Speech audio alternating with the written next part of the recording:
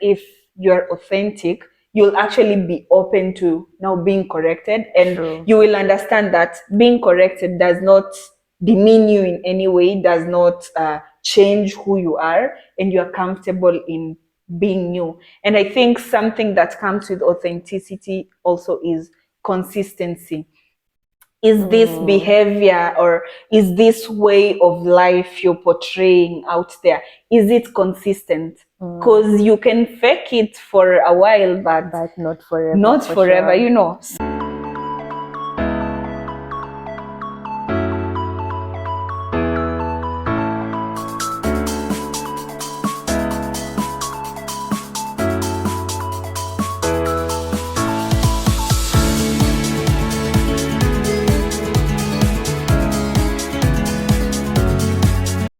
Before we dive into this conversation, we would like to sincerely thank our viewers and our subscribers for trusting us and for trusting our brand and showing all the support that you have, because you make the show what it is. Yes, that's very true. And so in today's episode, we're going to talk about authenticity and branding. Yes. But before we dive into that, how have you been? I've been fine. Thank you for asking. Have you really been fine? Thank you for asking. How am I? But oh my God, I can only say honestly. Don't start ranting. You have asked me how I am because you've been I'm fine, and then what has changed? Like I am fine right now. Okay, but it's been a hectic week, I can say. And with school and just planning with everything, school, work, it's just been a lot. But I am grateful that we are alive and we are here to make an impact. How are you? I'm also great. I'm actually doing so nice and great. I feel nice today. Yeah, you're using so many niceness and greatness. It's because I remembered like a conversation we had. I think we were the three of us with a common friend as well, and he was like, you know, when you just say I'm good or I'm fine, it means there is something underlying. Yeah, so try to use any other word. So I'm just trying to practice that. You have come to this episode with a lot of energy. Wisdom. Oh wow, thank you. All right. Yeah. Please continue pouring that wisdom all the way. Yeah. Just stay close to me. You will. You will. It's like it will transfuse. I am right here. It will transfuse to your mind, to your brain. Right. Enough. Okay, so we will just get right into it. There's this aspect of authenticity and branding and just everything about being you. You know, the way sometimes they say first impression matters or lasts a lot. So basically, we are trying to look at this first impression or an impression of a person. I don't know. What's your take? Because yesterday I was talking to a friend of mine and they were like, nowadays you find there's so many words. There's a time it was toxicity in 2022. And then like last year, she said last year authenticity was the word of the year. So I don't know, what's your take? And what do you know about authenticity? I think it's a lot. It's like a lot. I know a lot, but I feel like it's a conversation that I am passionate about, and it's because it is people oriented, and I like these people oriented conversations. Yeah, true. And yeah, there are so many words that people use to connote authenticity and being authentic. But what I can say is that for me, authenticity stems from being self-aware. Wow, yeah. And it's like I have, because I can be authentic and I have a brand, so I might be different from the brand, but as an individual, I am authentic. But as the brand, I am not authentic to the brand. I don't know if you get. No, I don't. You can have a brand, which is maybe your business, and different people are running the business because you're not the face of the business. Yes. And maybe it is something different according to what you think is right, maybe in the society. So you might be having, as an individual, you can be authentic in your personality. Let me just use like an extreme example. Yeah. Maybe I am here, maybe we are doing this podcast and we are all about being authentic in who you are. But behind the scenes, maybe you have another business that is maybe money laundering or another different brand. So these two are not attached to your brand and are not like they are different personalities, because when you get to the business, it is a different brand, and when I see you as an individual, you are a different brand. So I can say in that specific aspect, that is not being authentic. You are being authentic as an individual, but you are not being authentic in the society. Because now different people have different views about you. So I think for me, in everything that I do and in everything that I preach the gospel about, I try to have, even if it is my personal brand, and like in whatever that I work on or in whatever that I put my money in, I would want it to be the same. Like when you see Eda, you can see that, or maybe when you see maybe a money laundering thing, you can be like, it cannot be Eda in that specific boat.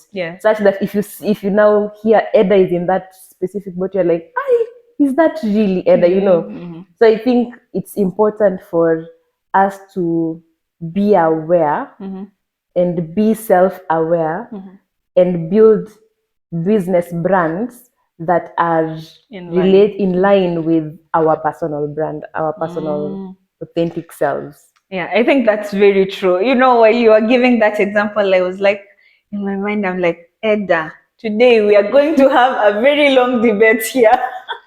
Because I thought you were like now saying you can actually be authentic in these two different conflicting lines or conflicting beliefs. But what you said is actually true. And I would also say, for me, also authenticity means the same thing. Means being self-aware in the simplest words, but also in your self-awareness, being understanding that everything you're doing should be in line with your beliefs and not feeling intimidated about any other external factor, but you're in line with your beliefs and you're comfortable in it, you're comfortable in your body, you're comfortable with your mindset, or being open-minded and taking different ideas without feeling bad. There's a way, let's say, sometimes maybe you can decide to correct me, but I'm not taking it as positive criticism.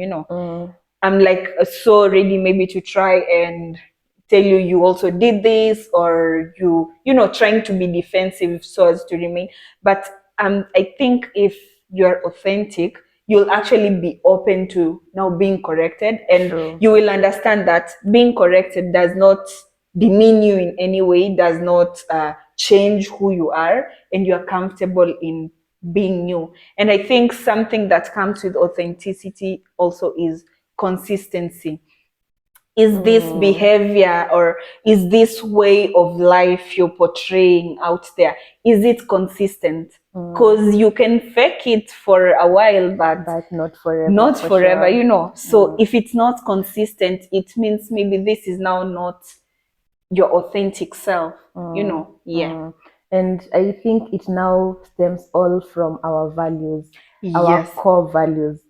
And we can be living, but like speaking about core values, you are just existing, but I have not said maybe integrity is my core value, sure. is my core value, but I am acting in an integrity manner. So I think it is important to state exactly, because in the process of self-awareness, then you have to first of all state what are your core values, get to know them, and try, even if on those days that maybe somebody has decided to poke you and you maybe you want to react emotionally to it, and it is not according to you, then you can always remind yourself that I I don't stand for this. Yes, and this is not what I would want to portray myself out here in case it is maybe in the public or something. Yeah, I think we get to understand our values. That's really powerful. And that just reminded me, like,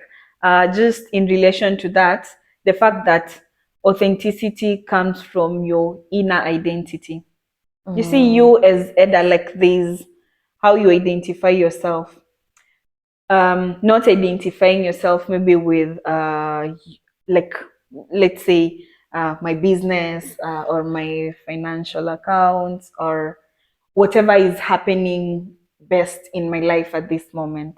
You know, having an intrinsic source of identity that is detached from your external environment. That I feel like, when for anyone who gets to that point, they're always, you'd find someone is very confident, and it's not like, sometimes people might think, or this person is overly confident, but no, it's just that they know themselves and they know their real identity, that nothing around them can actually drain it or water down their identity that they're so much believing in, and they know the, like, that's the full, like, a full package of an authentic self, I would say. True. And I think I can bring in the aspect of our intuitions. Our intuitions are very powerful. True. And you see, the way you know something, it's just like creating a habit. Yes. You know something is wrong. Your intuition tells you it is wrong. Maybe you are a student and maybe you want to maybe cheat in exams. You know, cheating is wrong. Ethically, it is wrong. Yeah. But the first time you try it, you'll feel guilty. Yeah. The second time, maybe you have an opportunity, you try it, you'll still feel guilty. And there is something in you that keeps on telling you that that is not right, that is not right. The third time, fourth time, fifth time, it's now become a habit. Identity. Yeah, and you identify yourself. Yes. And now, going back to the way we were setting our goals, now you become a cheater. Yeah. It's not a goal, but you are actually true. a cheater. But let's try to, because our intuition is very, it's very personal to us. Yes, very true. And it stems from our conscious mind, such that if we try to let our gut down at one point, the second time, the third time, it's just like yourself telling maybe somebody, repeating the same thing over and over again, you might get tired. So I think that is how also our intuition works as well. The first time it's a bit, it's okay, and then it's like, no, like, I am done with you, so now you decide what you want to do. Or and now, that is when you now immerse yourself into the environment. Now you are now taking in from the environment, and now not taking in from inherently from you. Yeah, it's the outside noise becomes louder than your inner voice. Exactly. That's very true. And I also think there's a very thin line between being authentic and being, I wouldn't say arrogant, I wouldn't say rude or mean. There's a very thin line. And why are you laughing? I agree. And people, I don't know, and people might not be in a position to understand. I feel like being authentic would allow you to say no to things that you don't serve you. And you'll actually be confident and not feel guilty about saying no, or saying, I don't do this, or I don't eat this, or I like, you easily express yourself, and you're okay with communicating to people like that and just letting them know. But from you, it comes from a point of, you're very self-aware, you are confident with yourself, but from the receiving end, someone feels like, no, that's being rude, that's being arrogant, or why would you just tell someone this outrightly? I don't know. What's your take on that? And maybe what helps you balance in such situations, if at all you've been in such a situation? Me, I think I always live by this ideology that it's not how you say, it's not what you say, it's how you say it. And often at times, how people will take it, definitely it's not, you're not in control of Responsible. that. And it's, yes, you're not Normally say, responsible, not but you have some responsible. responsibility in terms of how you say it. Mm-hmm. And also, there are some things, there is no way 3, 4 people in the same space can be saying that you are The same arrogant, thing. and you now say that I am living authentically. This is who I am. This is It's who. not possible. I think it's if it sounds it's if it comes up that way, 2, 3 people saying the same thing over and over again. If you are living authentically, then it would, you would be happy to even like maybe sit down with one of the person, like, what do you mean I am being arrogant? Because you're from a, it's from a position of, now this is my weakness. So how can I be able to transform it to be able to help me be more self-aware and live more authentically in a better way, and be also likable to my people, the people who are around me? That's I very think it true. is how you say it. But don't put the word likable. I just remembered what we were talking about some other day. I don't know. There are 2 people. There is, like, actually, let me ask you: would you want to work with a likable person and they know their job, or somebody who is a jerk but they're not likable? He or she, there is a jerk and there is somebody who is likable. The jerk is competent in their role, but they are a jerk. These other one, they are likable and they are competent in their role.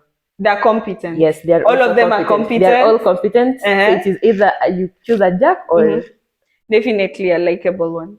Exactly. But I still feel just in the same situation. I think there's a certain experiment of the same situation, but in this case was like someone is likable but they're not competent, but someone is not likable, or like they're incompetent. the energies are just not matching, but they are very competent and good with their work. Me, I would go with this person who is not likable, not like, but very competent in their work. Yes. Yeah, I agree. I agree. I Because will when go it with comes that. to Yeah. work, it is work. Yeah, because sometimes you also you will try and, it's like babying someone and then everything else now it's like stopping or sluggish, and the pressure will keep falling back on you. Yeah. And furthermore, you're also not helping this person to grow their own wings, Yes. Yes. But I would want to hear what your perspective is on the aspect of being authentic versus being arrogant. I would say just the way you've said it. Like sometimes, as I've said, there's a very thin line between the two. Sometimes maybe yes, you say this is how I am. I'm very confident. I'm, such I'm a outspoken. thing. I think outspoken is actually misused. I'm outspoken, so I can say anything. I can say anything. It's my right. And no. I feel like when you're authentic, you might have maybe some of those aspects that people might feel they're arrogant. The same thing that comes with energies. When you're just in an environment that, let's say, people don't embrace such type of energy, maybe you're too much. People feel you're too much or something like that. They would feel like maybe you're too arrogant, but maybe you're just authentic.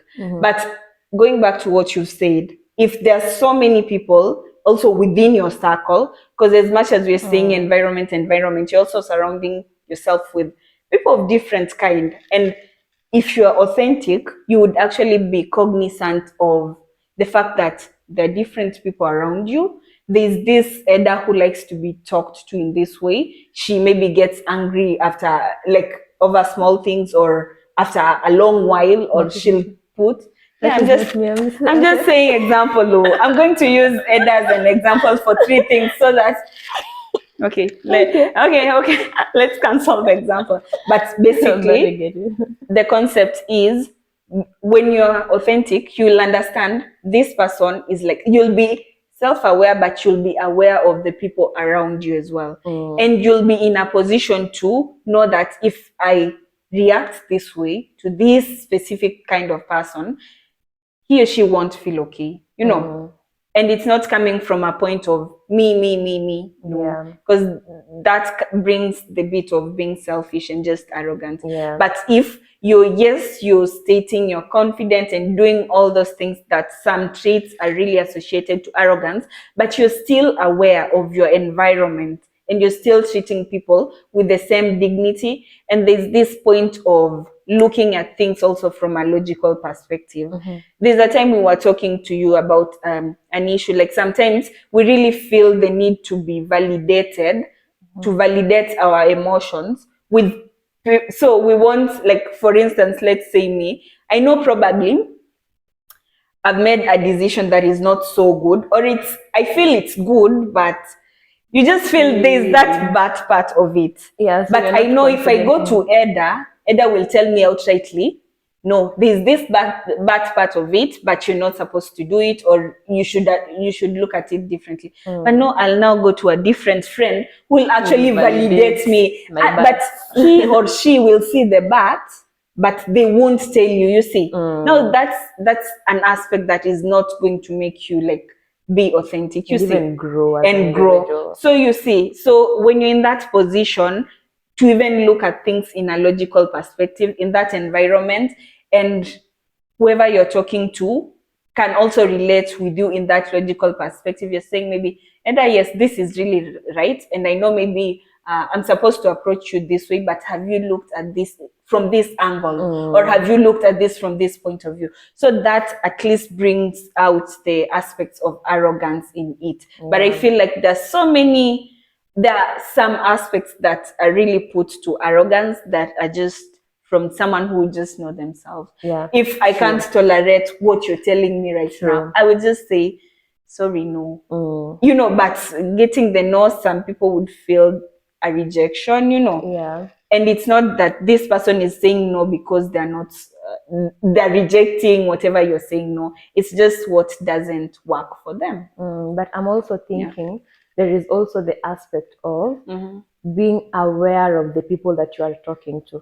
The way you might tell me a no, because I am self-aware of myself, I'll be like, yes, Gertrude has said no, but I will take it as a no. Like, it's not from a point of I've been rejected or something. So I will take it politely because, and I know you, that is how you normally say no. But if maybe you are talking to somebody else who is not maybe in that same level of maybe self-awareness, or maybe somebody, maybe like your childhood friends, there is a way you have been growing up, talking to each other, and now you come all of a sudden you're like, no, but like I'm used to saying, like, because I'm now self-aware, now I will just bring the same kind of energy because I am self-aware. I feel like then that could be a problem, because that's a problem. So you need, even if I am used to saying no as plainly no, then I need to know when I can water it a little bit down, but still say no, but in a like some kind of a nice way.